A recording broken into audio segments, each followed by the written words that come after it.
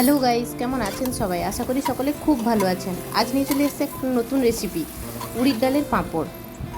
এত সুন্দর দোকানের মতো পুরো মচমচে পাঁপড় খেতে হলে এই রেসিপিটাকে পুরোটাই দেখতে হবে।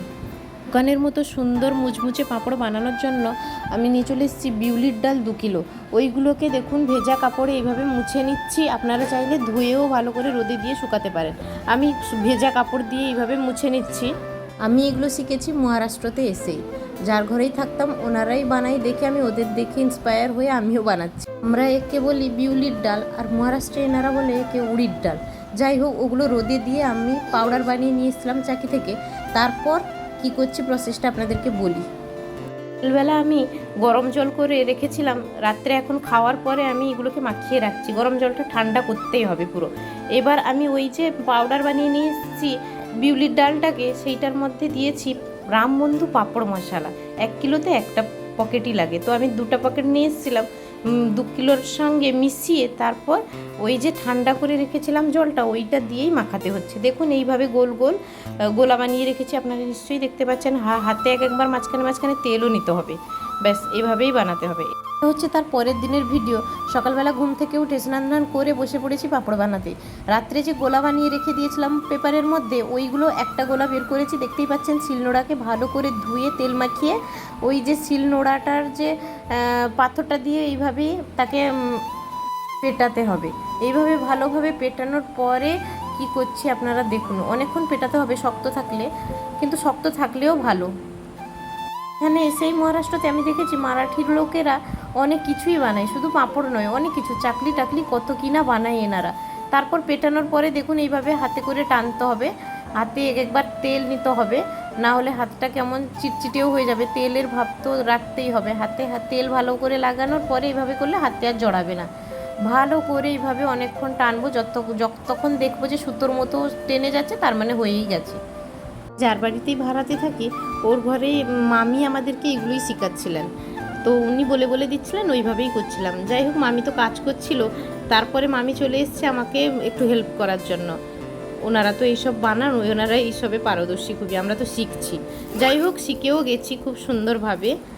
দেখুন তারপরে কি করতে হবে, এইভাবে সুতো দিয়ে ভালো করে এগুলোকে কেটে নিতে হবে। দেখতে পাচ্ছেন সমানভাবে কাটলে কিন্তু পাঁপড়গুলো সুন্দর গোল গোলও হবে আর সমানও হবে, বড় ছোট হবে না। দেখছেন কীভাবে মামি কেটে নিচ্ছেন। তো প্রথমটা মামি আমাদেরকে দেখিয়ে দিচ্ছেন, তারপরেরগুলো আমার হাজব্যান্ড আর আমি মিলেই করছিলাম। দেখুন এবার পাঁপড় বেলাও স্টার্ট হয়ে গেছে। তো ওইদিকে পাঁপড় বেলা চালু করে দিয়েছে, আমি একটু ভিডিও ক্লিপস নিচ্ছিলাম। আমার হাজব্যান্ড দেখুন ওই যে রাত্রিবেলায় গোলা বানিয়ে একটা করে রেখে দিয়েছিলাম, ওইগুলোকে একটা পেটাতে বসে পড়েছে। প্রসেসটা কিন্তু অতটাও সোজা নয়, অনেক কষ্টই লাগছিল আমাদেরকে, তবুও শিখে গেছি। দেখুন কতগুলো পাঁপড় বেলাও চালু হয়ে গেছে, দেখতেই পাচ্ছেন কত সুন্দর গোল গোল পাঁপড় বেলা হচ্ছে। আমি যতটুকুই শিখেছি আপনাদের সঙ্গে শেয়ার করার চেষ্টা করেছি। দেখবেন ইউটিউব চ্যানেলটাতে অনেক কিছুই আমি শেয়ার করেছি। যেদিনকে বানাচ্ছিলাম ওই দিন ছিল সানডে, আমার হাজব্যান্ডের ছুটির দিন, তাই তিনি আমাদেরকে একটু হেল্পও করতে পারছেন। না হলে বাচ্চা নিয়ে আমারও একটু কষ্ট হতো। আগের বছর আমি করেছিলাম, বাচ্চা এইখানেই ছিল আর খুবই দুষ্টুমি করছিল।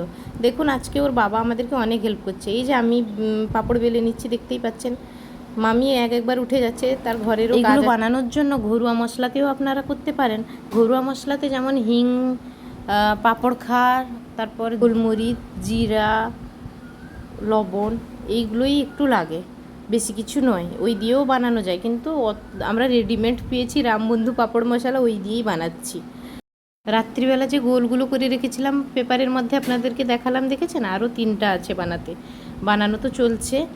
আবার চালেরও পাঁপড় বানাই, সেইভাবে চালকে ধুয়ে শুকিয়ে পাউডার বানিয়ে তার মধ্যে মানে জল গরম করে নয়, ওই যে আপনাদেরকে আগের ভিডিওতে দেখেছিলাম না, ওই খুড্ডাই বানাচ্ছিলাম, ওই প্রসেসেই ওনারা বানায়। তারপর এইভাবে বেলে নেয়, তারপর ওইগুলোই চালের পাঁপড় হয়ে যায়।